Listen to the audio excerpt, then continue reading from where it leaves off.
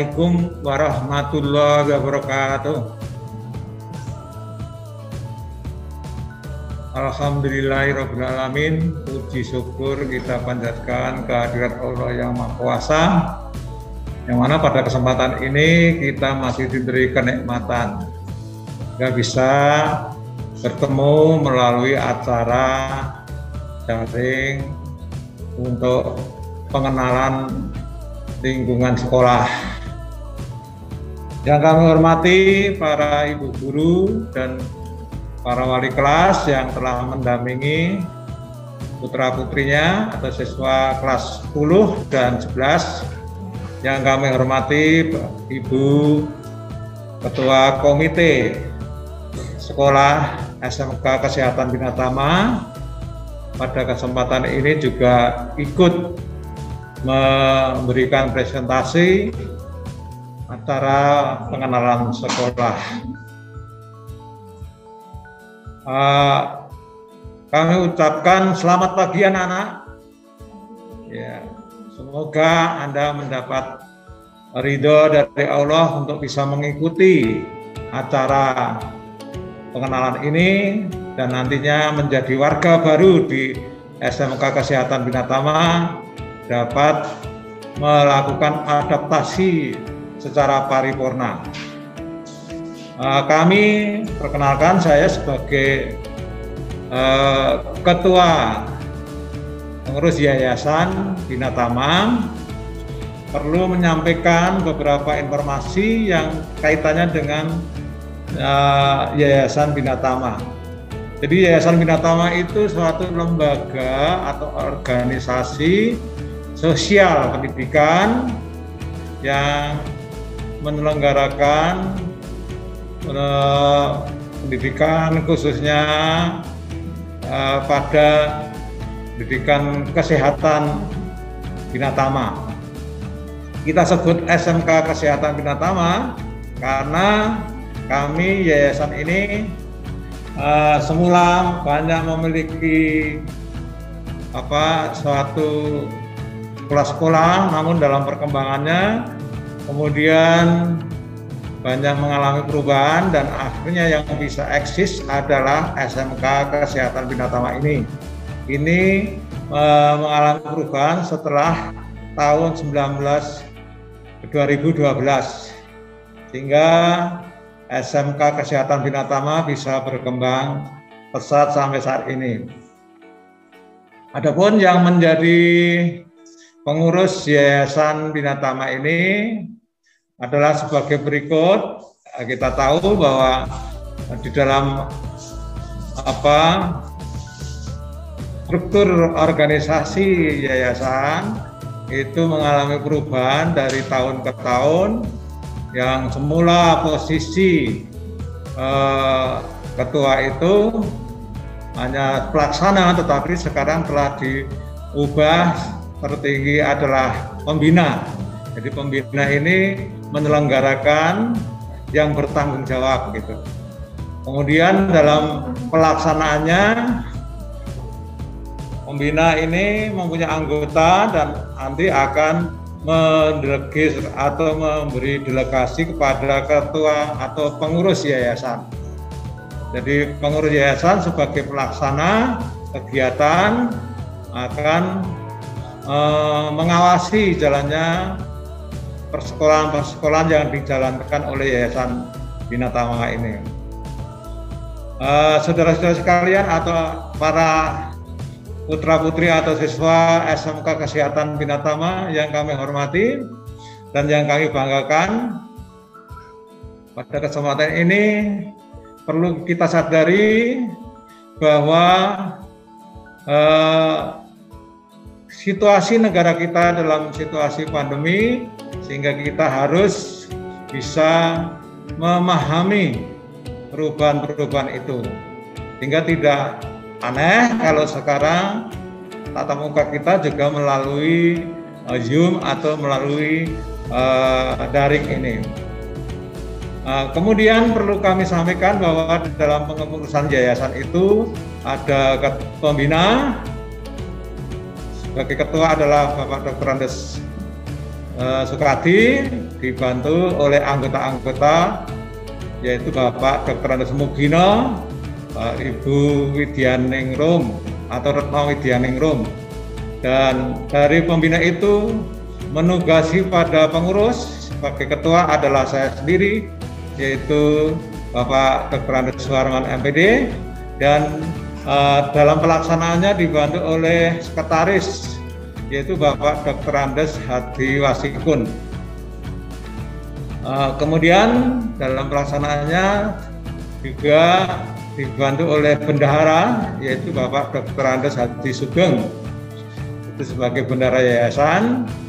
Dan kemudian ada satu tugas, yaitu kepengawasan terhadap jalannya kepengurusan itu, yang juga jalannya sekolah itu dipegang oleh Ibu DRA Ani Yudasto MSI. Jadi beliau ini merupakan tokoh-tokoh yang dulu sebagai aktivis di dalam pendidikannya maupun dalam kerjanya, sehingga bisa memberikan sumbangan sehingga membentuk yayasan ini. Kemudian perlu diketahui bahwa Yayasan Binatama itu mengembangkan visi misinya yang jelas lebih difokuskan terciptanya siswa yang memiliki wawasan kebangsaan. Jadi wawasan kebangsaan itu apa? Anda bisa memahami dari pertemuan-pertemuan kemarin bahwa wawasan kebangsaan itu satu cara pandang. Cara pandang, siapa yang dipandang? Yaitu masyarakat Indonesia. Ternyata masyarakat Indonesia itu hidup berbangsa dan bernegara, banyak mengalami tantangan-tantangan. Kita tahu bahwa kalau masyarakat Indonesia itu tidak memiliki wawasan kebangsaan, tentu akan menghambat eksistensi atau kelangsungan hidup dari hidup kenegaraan itu.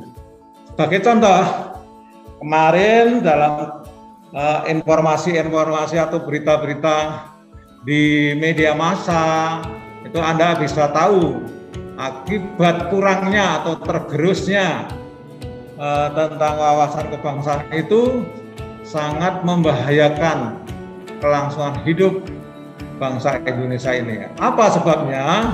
Karena wawasan kebangsaan ini cara berperilaku semua warga atau masyarakat Indonesia. Jadi kalau ada sebagian atau kelompok yang perilakunya tidak bisa mewujudkan apa yang diharapkan dari wawasan kebangsaan, itu akan menimbulkan perpecahan bagi bangsa ini. Itulah pentingnya kita memahami wawasan kebangsaan itu, sehingga nantinya kita bisa membangun negara ini mencapai tujuannya, yaitu masyarakat adil dan makmur. Nah, itu sesuai dengan konstitusi yang kita sepakati bersama yang tertuang di dalam Undang-Undang Dasar 1945. Anak-anakku yang berbahagia, memang wawasan kebangsaan ini satu kebutuhan yang mutlak harus diwujudkan di dalam kehidupan berbangsa dan bermasyarakat Indonesia ini. Karena apa? Kalau tidak diwujudkan, sensitif sekali, apalagi dewasa ini kita akan sudah berada dalam situasi yang global. Berkembangnya globalisasi ini merupakan tantangan bagi masyarakat Indonesia atau dalam kehidupan bernegara Indonesia. Apalagi kalau masyarakatnya tidak menyadari, belum ada kesadaran tentang identitas dirinya sebagai bangsa Indonesia ini. Suatu hal yang sangat membahayakan dan riskan sekali. Oleh sebab itu, para siswa, Anda setelah menjadi warga SMK Kesehatan Binatama betul-betul harus mengikuti, ya, harus memahami bahwa wawasan kebangsaan itu telah disosialisasi, diajarkan di sekolah ini supaya nanti Anda menjadi calon-calon pemimpin, menjadi tenaga-tenaga profesional yang bertanggung jawab kepada bangsa dan negara. Oleh sebab itu Anda harus banyak belajar.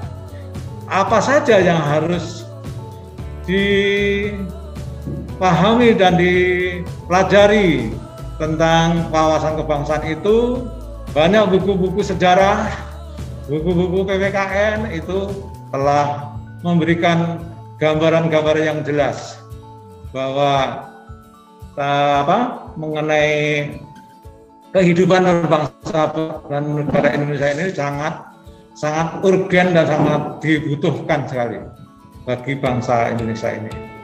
Kita sebagai warga SMK Kesehatan Binatama harus juga ikut mendukung dan berperilaku bisa mewujudkan wawasan kebangsaan ini dengan baik, sehingga nantinya kita akan menjadi pionir sebagaimana lagu Mars yang kita ciptakan itu menjadi benteng Pancasila. Itu yang harus digarisbawahi. Nah, artinya apa? Di dalam sekolah kita harus mencerminkan kehidupan, ya, bahwa berbhinneka tunggal ika, toleransi antar agama yang satu dengan yang lain. Saya kira kalau Indonesia ini terwujud dengan harmonis, adanya berbagai perbedaan namun bisa bersatu, ini suatu idaman bagi negara-negara asing yang banyak mengalami tantangan.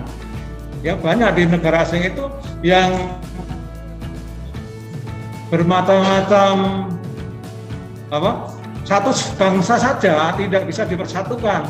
Kalau Indonesia memang bermacam-macam suku, bermacam-macam agama, tapi bisa bersatu.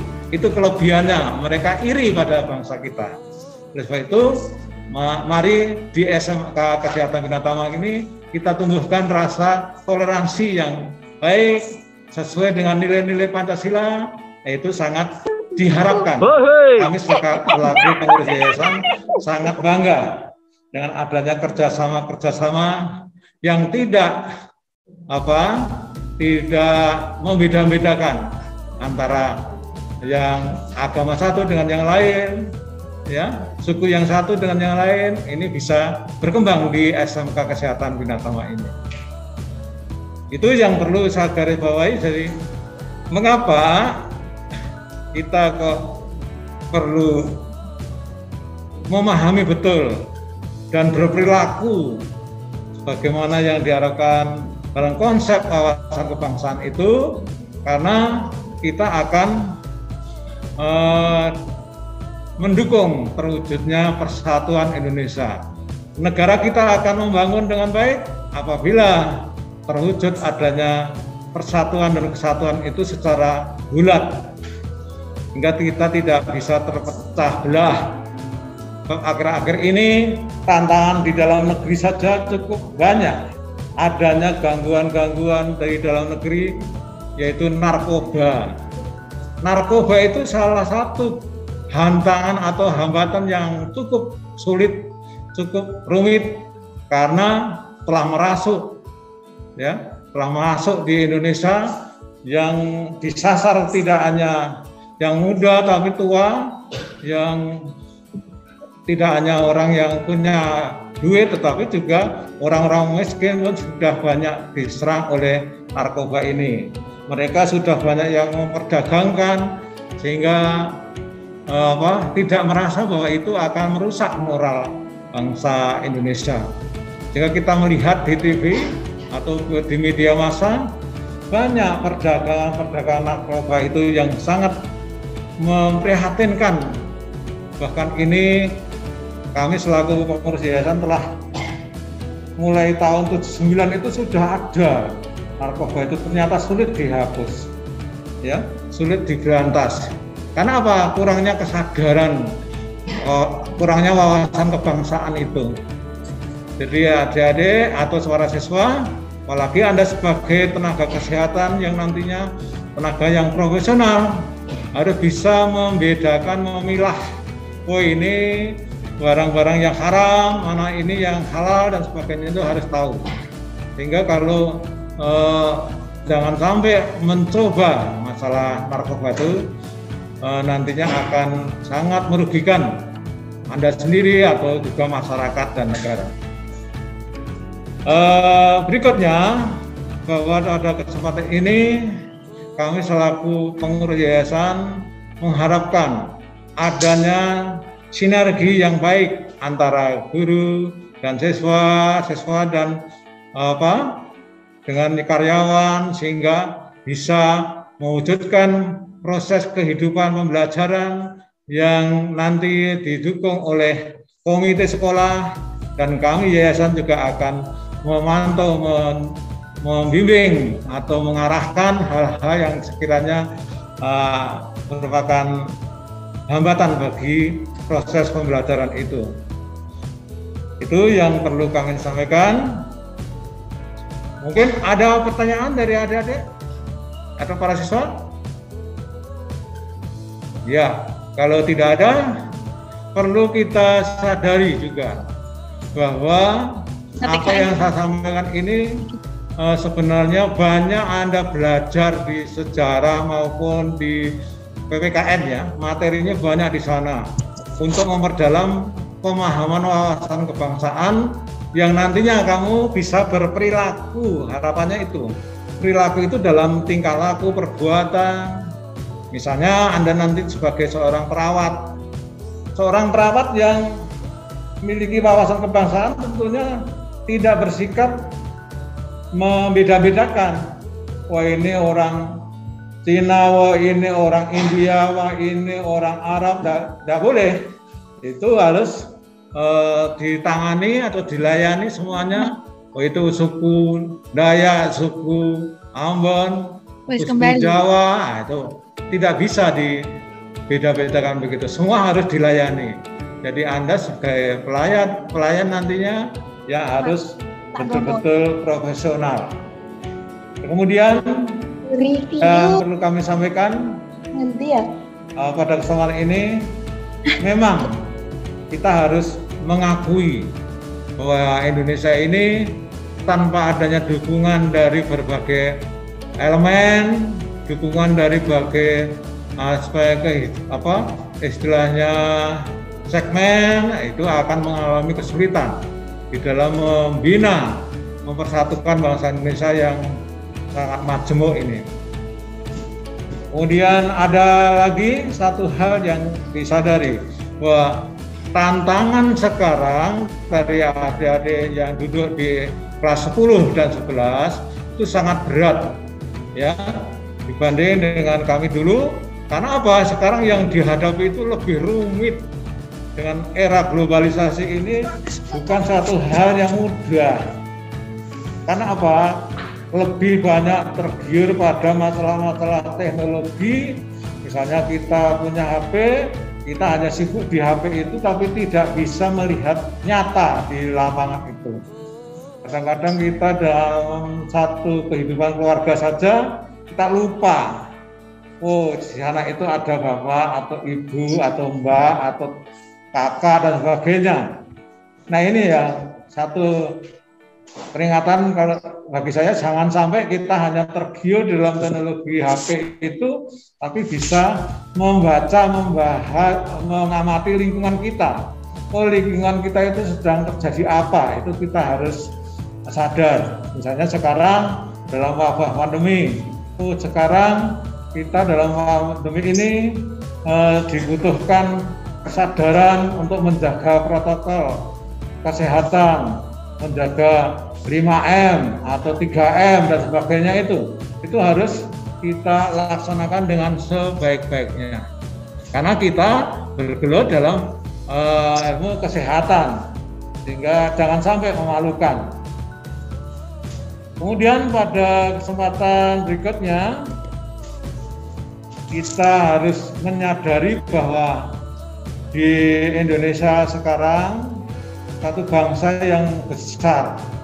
Kalau kita kurang memiliki wawasan kebangsaan dengan baik, maka akan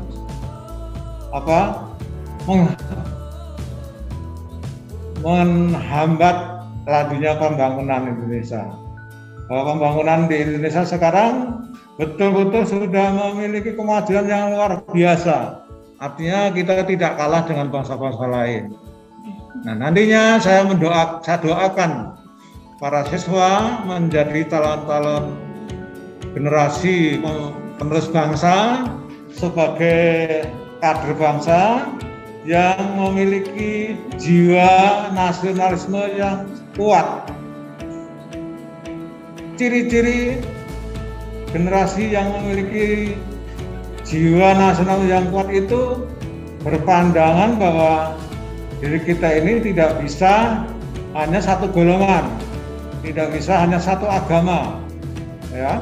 Sehingga misalnya saja kasus-kasus yang terjadi di Gaza ini sangat memprihatinkan, adanya radikalisme.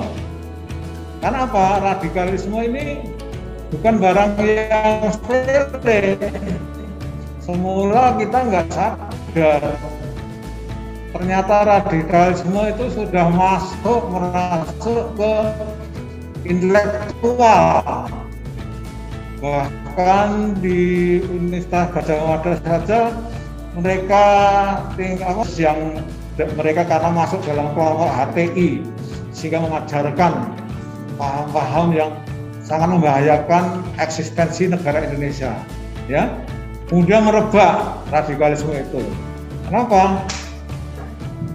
Banyak di siswa-siswa yang waktu itu hampir saja membudaya, menghormati bendera saja dinilai apa? Itu apa istilahnya? Musyrik. Nah, itu nggak benar. Ya kita beragama, tetapi kalau pemahamannya sangat radikal seperti itu ya nggak benar. Kita bukan mendewakan bendera, tetapi kita menghargai perjuangan dari para pejuang kita, pendiri negara kita ini yang dulu dikorbankan dengan berbagai darah, ya, berbagai korban jiwa, raga yang tidak ternilai, sehingga negara kita menjadi merdeka ini. Sekarang kita jangan sampai meremehkan itu perjuangan pendahulu kita ini, atau pejuang-pejuang 45 terutama. Itu betul-betul ya harus kita contoh, kita lestarikan pada kehidupan sekarang melalui ya pendidikan wawasan kebangsaan di sekolah ini harus betul-betul jangan diremehkan. Dan itu pesan saya sehingga menjadi SMK Kesehatan Bina Tama yang dapat diandalkan menjadi pionir bagi tegaknya negara bangsa Indonesia. Itu saja, kita akhiri. Atas kekurangan kami mohon maaf. Akhirul kalam. Wassalamualaikum warahmatullahi wabarakatuh.